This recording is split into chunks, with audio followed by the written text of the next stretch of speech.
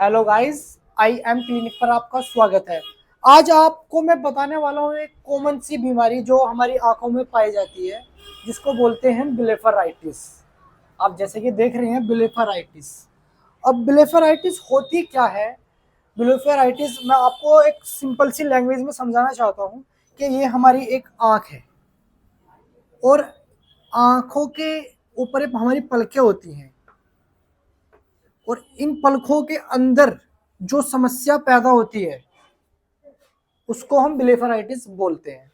अब ब्लेफराइटिस कितने तरह की होती है? ब्लेफराइटिस हमारी 4 तरह की होती है। अब ये होती 4 तरह की है, लेकिन होती कौन कौन सी है? तो पहली बात करते हैं बैक्टीरियल। जो बैक्टीरियल ब्लेफराइटिस है, इसमें क्या होता है कि कभी कभी ऐसा होता है कि हमारी आंख, आप भाषा में बोल देते हैं कि आंख आ जाना, आंख आ जाने में आंख में गंदगी आ जाना, लेकिन गंदगी कुछ समय बाद सूख जाती है। तो जब वो सूख जाती है, वो पपड़ी यहाँ जमने लगती है पलकों की जड़ों में या पलकों के ऊपर। इस तरीके से जब वो यहाँ जमने लगती है तो यहाँ सूजन आने लगती है। ठीक, तो उसको बोलते हैं बैक्टीरियल ब्लेफराइटिस। जिस आप जानते होंगे कि जिस भी लेटर के पीछे टिस आता है वहां हम सूजन नाम से जाना जाता है। तो इसलिए जब हमारे पलकों के नीचे, हमारे कंजक्टिवा के ऊपर यहाँ पर सूजन आने लगती है, तो उसको कंडीशन को बोलते हैं हम बैक्टीरियल ब्लेफराइटिस। यानी जो बैक्टीरिया से होने वाली हमारे आंखों के अंदर सूजन होती है पलकों पर, उसको क्या बोलते हैं? Bacterial blepharitis. उसी के बाद हम बात करते हैं सेबोरोइक ब्लेफराइटिस। इसके अंदर हमारा क्या होता है? हम ज्यादातर देखते हैं कि जिनको फ्यास होती है, फ्यास यानी बालों में खुश्की, वो खुश्की उसी तरीके से हमारी पलकों पर आने लगे, वो खुश्की हमारी पलकों पर आने लगे और इकट्ठा होने लगे, जिसकी वजह से हमारी पलकों पर सूजन पैदा होने लगे, तो उसको क्या बोलते हैं? सेबोरोइक ब्लेफराइटिस।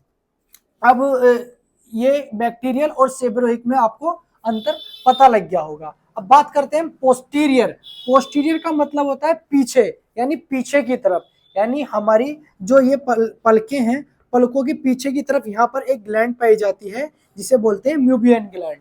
उस ग्लैंड के अंदर जब सूजन आने लग जाती है, यानी इनका जो मुंह होता है वो ग्लैंड्स का, जिनका काम होता है ऑयल सिक्रेशन करना, यानी आंख में ऑयल बनाने का काम करना, टीयर फिल्म को रोकने का काम, जब वो ग्लैंड बंद होने लगती है तो उस कंडीशन को बोलते हैं पोस्टीरियर ब्लेफराइटिस। आप हम 3 चीज समझ चुके हैं, बैक्टीरियल, सेबोरोइक और पोस्टीरियर। उसके बाद आती है parasitic. Parasitic blepharitis. Parasitic blepharitis क्या होती है?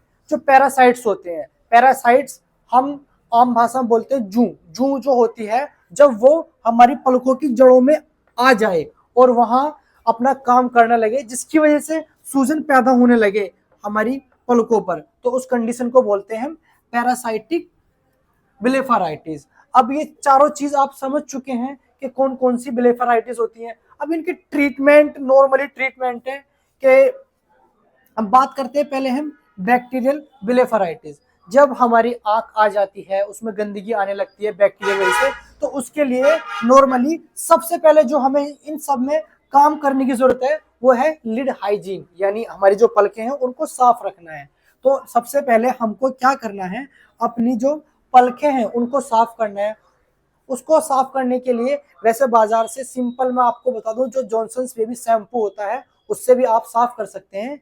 अगर आपके पास वो भी ना हो तो घर में खाने वाला सोडा जो होता है उसको कटोरी में पानी में लेकर उसको घोल के मिलाकर उससे भी हम साफ कर सकते हैं। तो सबसे पहले हमारा मेन वर्क क्या होगा कि हमको अपनी पलकों को साफ रखना है। जैसे ही हम साफ कर देंगे उसके बाद इसमें चलती हैं एंटीबायोटिक्स। उसके बाद इसमें एंटीबायोटिक्स चलते हैं, कुछ एंटीबायोटिक ऑइंटमेंट चलते हैं जिससे हम इसका ट्रीटमेंट कर सकते हैं। सेम उसी तरीके से बात करते हैं हम सेबोरोइक। तो इसमें भी हमें, मैंने बता दिया, सबसे मेन चीज जो हमारे इसके अंदर है वही है लिड हाइजीन। हमें अपनी आंखें साफ रखनी है, यानी जो भी खुश्की हमारी पलकों पर आ रही है उसको हम जॉनसन बेबी शैम्पू या मैंने बताया था सोडा, घर का खाने वाला सोडा है, उससे भी साफ कर सकते हैं। पोस्टीरियर, इसके लिए भी हमको एंटीबायोटिक की जरूरत पड़ती है। और उसी के साथ हमें स्टेरॉइड्स इसके साथ चलते हैं।